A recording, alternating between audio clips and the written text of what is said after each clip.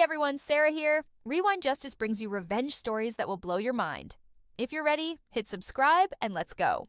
My name is Jennifer Chen, and for 7 years, I lived a carefully constructed lie. Not because I wanted to deceive anyone, but because I learned early that some truths are dangerous in the wrong hands. The Thanksgiving dinner where everything unraveled wasn't supposed to be special. Just another year of my parents' perfectly staged holiday at their pristine 4-bedroom house in suburban Portland. The house with the vaulted ceilings and granite countertops. The house everyone admired. The house I'd been secretly paying for since 2016. But I'm getting ahead of myself. The backstory: the golden child and the shadow. Growing up as the middle child in the Chen family meant existing in a very specific kind of invisibility. My older brother Marcus was the golden child, Harvard MBA, married to a doctor, 2 perfect kids. My younger sister Amy was the baby, the creative one, pursuing her artistic dreams with everyone's full support and financial backing. And then there was me, Jennifer. The practical one. The boring one. The one who went to state school for computer science because someone in this family needs to be realistic. What my family didn't know, what I deliberately never told them, was that my boring career in tech had gone unexpectedly well. Very well. I graduated in 2014 and joined a small startup called Dataflow as employee number 12. By 2016, I was their director of engineering. By 2018, we'd been acquired by a major tech company for $340 million. My stock options and retention bonus came to just over $4.2 million after taxes. I was 28 years old and suddenly wealthier than anyone in my family's history. I told no one. The acquisition happened in March 2016, the same month my parents called me in a panic. Dad had lost his job. The company he'd worked at for 22 years was downsizing. At 56, he was too expensive and too old to be rehired anywhere at his previous salary level. Mom's boutique clothing store, her pride and joy, was barely breaking even. They had 4 months of mortgage payments saved. After that, they'd lose the house. "We didn't want to worry you kids," Mom said on that phone call, her voice tight. "But we might need to downsize. Sell the house. Maybe move to a smaller place." I heard the shame in her voice. The fear. My parents had always presented themselves as successful, stable, the ones who had it all figured out. This admission was killing them. Marcus was called too, of course. The golden child. He explained, very reasonably, very logically, that with 2 kids in private school and his wife's medical practice just getting established, they were cash poor right now. Maybe in a year or 2 he could help. Amy, the artistic baby, was still in graduate school studying photography. She couldn't help. That left me. The practical, boring one. I made a decision that night. I would help them. Completely. Anonymously. The secret support system. I set up a complex but untraceable payment system through my financial advisor, Richard Torres. Every month, $3,800 would be transferred from one of my investment accounts through 2 intermediary accounts before landing in my parents' checking account with the memo line, "Investment Return, Chen Family Trust." My parents had no family trust. But they didn't know that. The breakdown was simple. Mortgage, $2,100 per month. Property insurance and taxes, $680 per month. Utilities, electric, gas, water $420 per month. Car insurance for both vehicles, $280 per month. Mom's boutique emergency fund, $320 per month. $3,800 every single month. $4,000 to $5,600 every year. For 7 years. I watched from the sidelines as my parents' panic slowly transformed into relief, then cautious stability, then, eventually, restored confidence. "The trust fund is performing better than expected," Dad would say at family dinners, explaining their stability despite his reduced income from a new, lower-paying job. "Grandpa Chen was smarter with his investments than we realized," Mom would add. They never questioned it. Why would they? Money appearing in your account with official-looking documentation isn't something most people investigate too closely. They were just grateful. But here's what happened as the years passed. The gratitude faded. The memory of their panic faded. And a new narrative emerged. In this narrative, they'd always been fine. They'd weathered Dad's job loss through smart planning and family values. They'd never really struggled. And their children? Well, Marcus was successful, obviously. Amy was pursuing her dreams with their support. And Jennifer? Jennifer was just there, working her little tech job, living in her modest apartment, driving her sensible Toyota, never traveling anywhere exotic, never posting Instagram photos from fancy restaurants or luxury vacations. Jennifer was, in their minds, the one who'd never quite launched. The one still figuring it out at 35. The inciting incident, Thanksgiving 2023. I should have seen it coming. The signs were there for months. At Marcus's birthday dinner in August, Dad made a joke. At least one of my kids bought me a decent present this year. He'd been holding up Marcus's expensive watch gift while glancing at my card and $50 Amazon gift certificate. At Amy's art show opening in September, Mom introduced me to her friends. This is Jennifer, our middle child. Still figuring out her path, but we love her anyway. Still figuring out my path. At 35. With a net worth of $6.8 million. But Thanksgiving 2023 was when it all came to a head. The family gathered at my parents' house, the house I'd saved, though they'd forgotten that inconvenient detail. Marcus was there with his perfect family. Amy brought her new boyfriend, a sculptor named Devon who made large metal installations that challenged societal norms. I arrived alone, as always, carrying a pie and a bottle of wine. Dinner started normally enough. Turkey, stuffing, the usual small talk. Then Mom made an announcement. We have some exciting news, she said, beaming. We're taking the whole family to Hawaii next Christmas. 2 weeks at a resort in Maui. Our treat. Marcus and Amy erupted in excitement. I smiled politely, doing the mental math. 2 weeks in Maui for 8 people would cost at least $30,000, probably more. That's generous, I said carefully. Well, the trust fund has been performing exceptionally well, Dad said proudly. We can finally do something nice for the family. God knows we've earned it after all these years of hard work and sacrifice. Something in his tone bothered me. That phrase, hard work and sacrifice. Mom, Dad, that's amazing, Marcus said, already pulling out his phone to look at resorts. You two have always been so smart with money. Not everyone can weather a job loss and still end up comfortable. It's about discipline, Dad said, settling into his favorite lecture mode. Making smart choices. Not wasting money on frivolous things. His eyes flickered to me. Some people never learn that lesson. I felt it then. The shift. The accusation hiding behind his words. Amy, sweet oblivious Amy, didn't notice. I'll need to arrange my teaching schedule around the trip, but Devon and I will make it work. Oh, Devon isn't invited, Mom said quickly. Just family. But Devon is. Family means blood, honey. You understand. The meal continued. Wine flowed. And then, during dessert, it happened.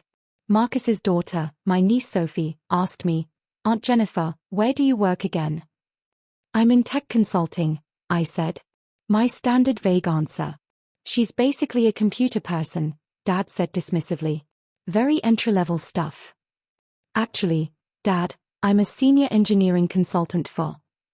Let's not bore everyone with work talk, Mom interrupted. Jennifer's always been sensitive about her career. We try not to bring it up.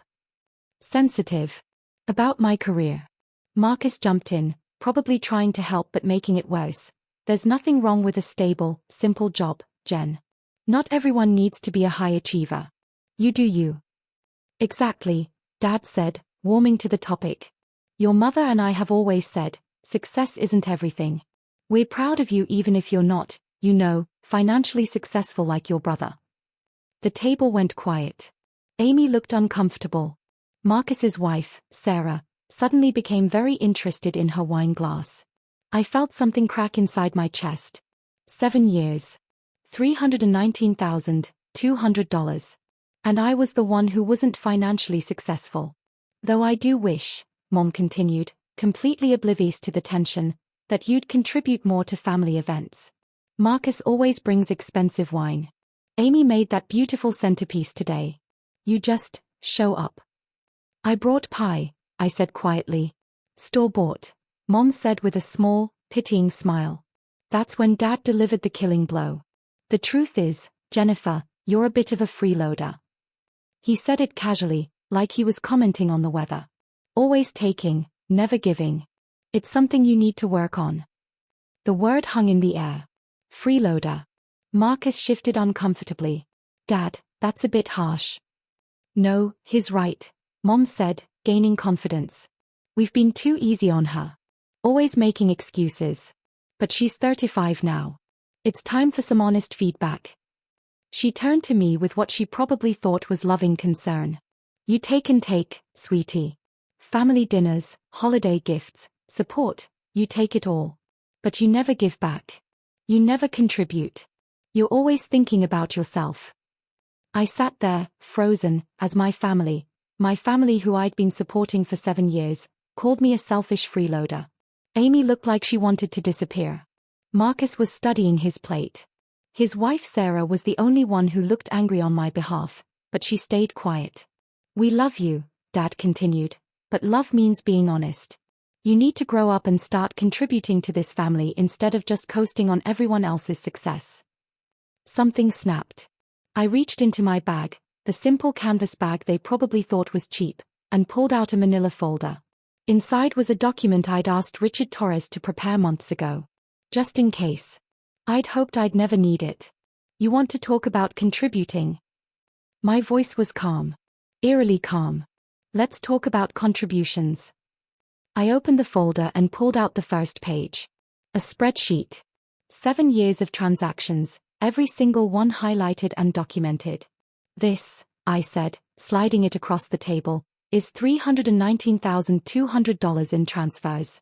Your mortgage, insurance, utilities, car payments, 7 years. Every month. Without fail. Dad picked up the paper. His face went white. What is this? Mom whispered. That's me. Contributing. That's me, the freeloader, who saved your house in 2016 when Dad lost his job. That's me who's been paying $3,800 every month for 7 years so you wouldn't lose everything. The table was dead silent. The Chen Family Trust? I continued. That doesn't exist. That was me. It's always been me. Every investment return, every mysterious deposit, me. Marcus grabbed the paper from Dad. I watched him scan it, watched his face change as he recognized the dates, the amounts, the systematic nature of it. Jennifer, Mom started. I'm not finished. I pulled out the second document. Because contributing doesn't just mean money, right? Let's talk about the other ways I take and never give. This document was from my forensic accountant, Mitchell Hayes. I'd hired him 3 months ago after overhearing one too many comments about my selfishness. In 2019, I said, reading from the report, someone opened 3 credit cards in my name. Total fraudulent charges, $47,000. In 2020, a car loan in my name, $38,000. In 2021, a personal loan, $52,000. Total identity theft using my information, $137,000. I looked up. Mom's face had gone from white to gray. The IP addresses for the credit card applications? This house. The loan applications? Signed with forged versions of my signature. The accountant's report includes handwriting analysis. That's impossible, Dad started. The forensic accountant is outside, I said calmly. Would you like him to explain his findings to the whole family? Mom made a small, strangled sound. I stood up. Mitchell, could you come in please? The confrontation, truth and consequences. Mitchell Hayes entered through the front door. He was a tall man in his 50s, carrying a leather briefcase, looking every inch the serious professional he was. Good evening, he said politely. I apologize for interrupting your holiday. Mitchell is a forensic accountant, I explained to my frozen family. I hired him 3 months ago after I discovered the first fraudulent credit card. I wanted to understand the full scope before taking action. Mitchell opened his briefcase and pulled out a bound report. He placed it on the table with a soft thud. The Chen Family Financial Investigation, he announced. Completed November 18, 2023. The findings are extensive, but I can summarize. He opened to a tagged page. Between January 2019 and September 2023, Mrs. Patricia Chen opened 7 credit cards using her daughter Jennifer's social security number, forged Jennifer's signature on 4 loan applications, and used Jennifer's identity to secure $137,000 in fraudulent credit. Amy gasped. Marcus looked like he might be sick. The money, Mitchell continued, was primarily used to fund the boutique clothing store, Anderson and Chen Boutique, which has been operating at a significant loss for the past 4 years. Mrs. Chen used her daughter's identity to secure operating capital while maintaining the appearance of business success. He turned another page.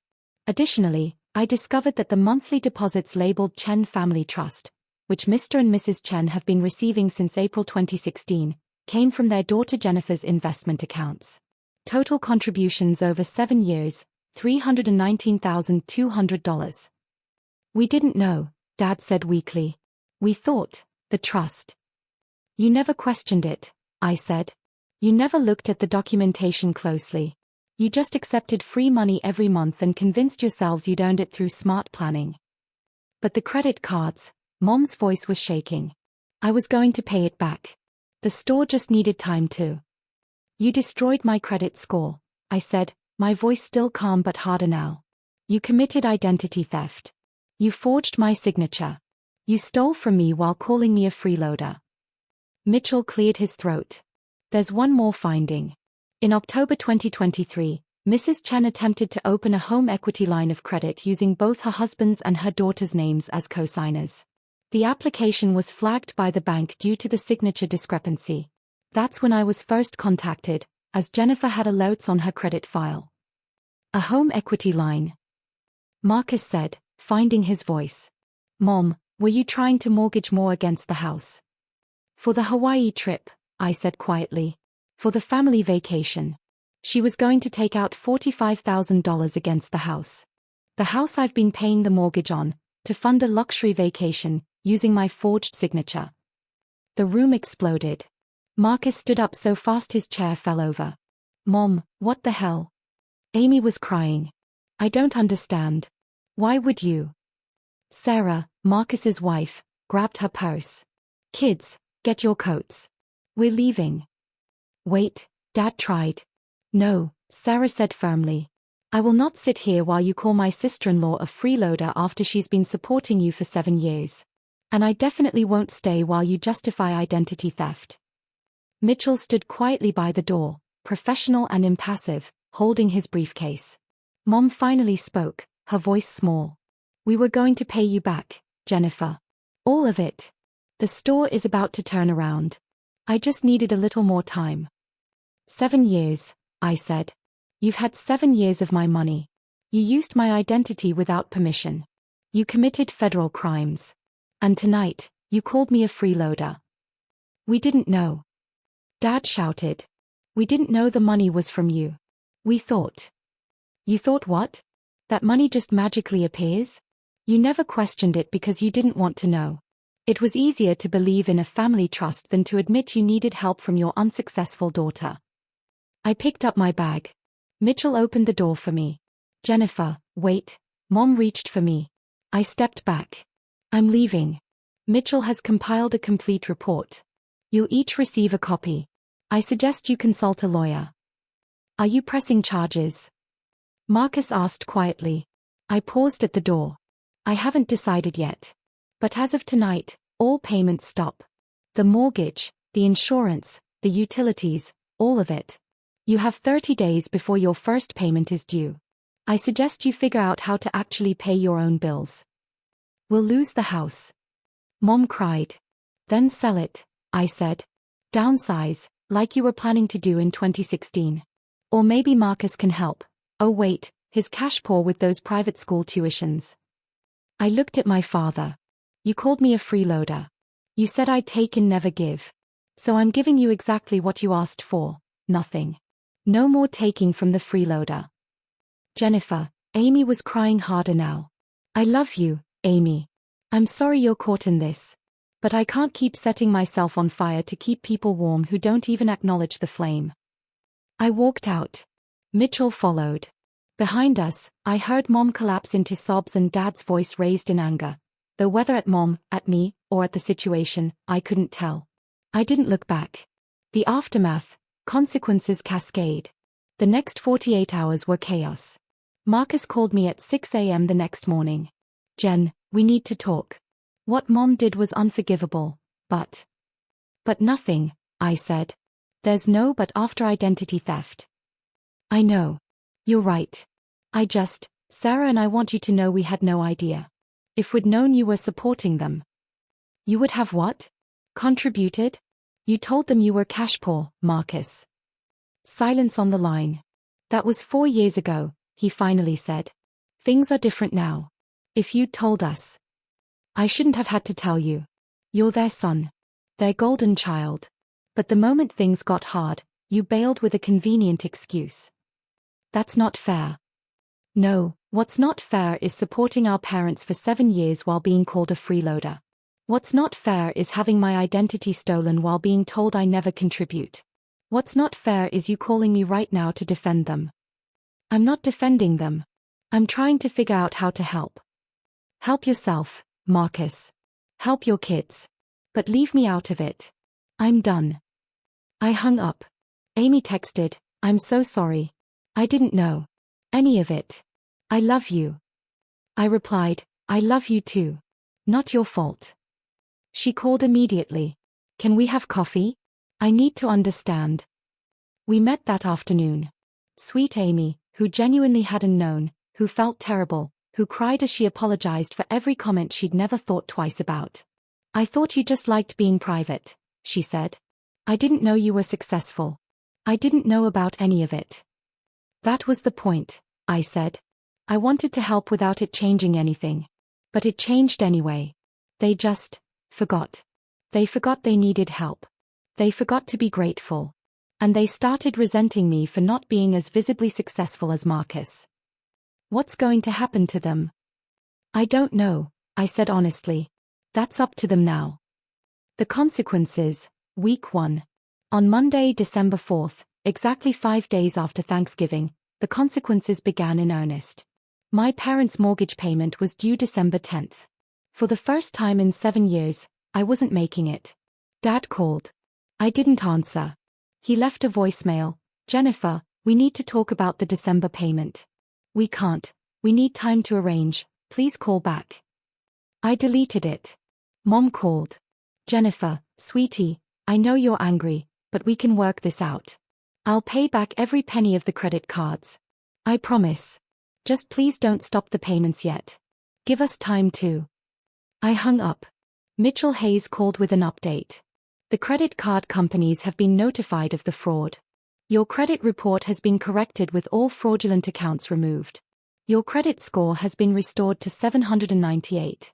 However, the companies will be pursuing action against your mother for the fraud. What kind of action? Civil suits, potentially criminal charges. Identity theft is a federal offense. The total amount exceeds $100,000, which makes it a felony. And if I don't cooperate with prosecution, the credit card companies can still pursue civil action independently. Your cooperation would strengthen a criminal case, but it's not required for them to proceed. I thanked him and hung up. On December 7th, Marcus called again. This time I answered. They got a foreclosure warning, he said without preamble. 30 days to catch up on the mortgage or the bank starts proceedings. That's how mortgages work when you don't pay them, I said. Jennifer, I know you're angry. I'm not angry, Marcus. I'm done. There's a difference. They are our parents. They're criminals who stole my identity and committed fraud. It's not that simple. It's exactly that simple. Mom forged my signature. She opened accounts in my name. She destroyed my credit while calling me selfish. Those are facts. Everything else is just noise. What do you want me to do? His voice cracked. I can't cover the mortgage. I have 2 kids in private school, Sarah's practice, I don't want you to do anything, Marcus. This isn't your problem. It's not mine anymore either. So you're just going to let them lose the house. I'm going to let them face the consequences of their choices. Just like I had to face the consequences of trusting them. Just like I'm facing the consequences of 7 years of secret support that they didn't even notice. He was quiet for a long moment. Sarah says I should support you. That you're right to cut them off. Sarah's smart. She also says I was an asshole at Thanksgiving. That I should have defended you. Also correct. I'm sorry, Jen. I really am. I didn't know. Any of it. That's the problem, isn't it? None of you knew. Because none of you bothered to look. I wasn't flashy or impressive like you, so I must be struggling. I must be the one who needed help, not the one giving it. What can I do to make this right? Nothing. Just take care of your family, Marcus. And maybe learn to ask questions instead of making assumptions. December rolled on. I changed my phone number and gave the new one only to Amy and a few trusted friends. I blocked my parents' emails. I hired a lawyer to send a formal cease and desist letter regarding any future attempts to contact me. I focused on work. On my actual life. The one I'd been living quietly while supporting a family that didn't even notice. On December 18th, Amy called. They are selling the house, she said. They listed it yesterday. And Mom closed the boutique. Filed for bankruptcy. Okay, I said. Dad got a call from the credit card company's lawyers. They are being sued for $137,000 plus interest and legal fees. And there might be criminal charges. Okay. Jen, they are falling apart.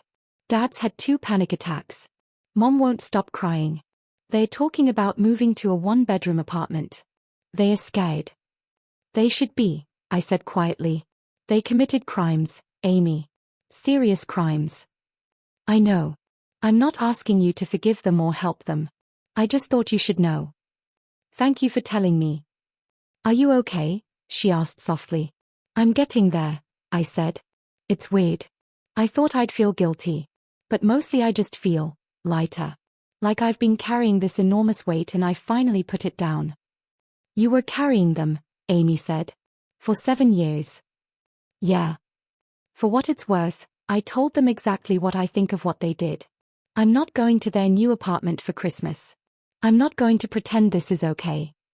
You don't have to do that for me. I'm not. I'm doing it for me. Because what they did was wrong, and I won't be part of pretending it wasn't. We talked for another hour. About everything. About nothing. It felt good. It's June 2024 now. 6 months since that Thanksgiving dinner that changed everything. My parents sold the house for $485,000 in February. After paying off the remaining mortgage and settling the civil lawsuit with the credit card companies, they had about $90,000 left. They moved to a 2-bedroom apartment in a cheaper part of town. Mom's boutique is closed permanently. She got a job as a sales associate at Nordstrom. Dad is still working at his reduced salary position. The criminal charges were filed but pleaded down to probation and restitution due to their age and lack of prior criminal history. Mom is paying back $200 per month to me for the identity theft. At that rate, she'll be done in approximately 57 years. I don't expect to ever see most of that money. That's okay. The point was never the money. Marcus and I are slowly rebuilding our relationship. He's started therapy to work through his golden child issues and his tendency to avoid uncomfortable truths. We have lunch once a month. It's awkward, but we're trying. Amy and I are closer than ever. She's moved in with Devon, the sculptor boyfriend, and she's happy. She texts me photos of his work and we video chat every week. My parents have tried to contact me 17 times through various means. Letters. Cards. Messages through Amy. A particularly desperate attempt through Marcus's kids on my birthday. I haven't responded to any of it. Maybe I will someday. Maybe when I'm ready. Maybe when they've actually done the work to understand what they did, not just suffered the consequences but truly understood the betrayal. Or maybe I won't. The thing about being the freeloader is this. Once you stop feeding people who bite the hand that feeds them, you realize how much energy you have for yourself. For your actual life. For people who appreciate you without needing to see a price tag to understand your worth. I'm dating someone now. His name is David, he's a high school teacher, and he thinks my boring tech job is fascinating. He's met Amy and likes her. He has no idea how much money I have, and I'm planning to keep it that way for a while. Maybe forever. I bought a small house in the Pearl District. Nothing flashy. Just mine. Fully. Completely, only mine. I started a scholarship fund for first-generation college students pursuing STEM degrees. Anonymous, of course. $30,000 a year, distributed to 10 students. It's funded by what I used to spend supporting my parents. Last week, Amy sent me a photo. My parents' Christmas card from last year, before everything exploded. The professional family photo they'd staged. Everyone smiling. Everyone looking successful and put together. I studied that photo for a long time. Looked at my own face in it, smiling, present, invisible in my simple sweater while Marcus wore his expensive suit and Amy her designer dress.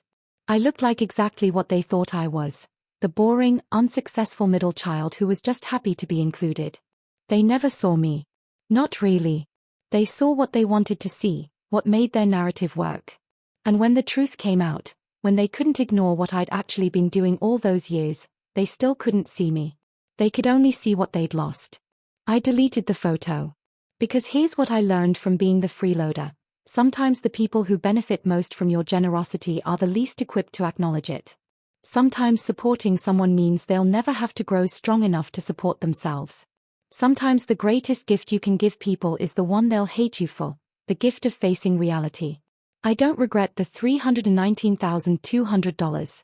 I don't regret the 7 years. But I don't regret stopping either. And that's the difference between helping someone and being used by them. Help is temporary, with the goal of independence. Being used is permanent, with the goal of maintaining dependency. I was done being used. I'm Jennifer Chen. I'm 36 years old. I have a net worth of $7.1 million. I have a job I love, a partner who sees me, a sister who values me, and a future that's entirely my own. And if my parents ever ask, if they ever get to a place where they can hear it, I'll tell them the truth. I wasn't the freeloader. I was never the freeloader. I was just the only one paying attention to the bill.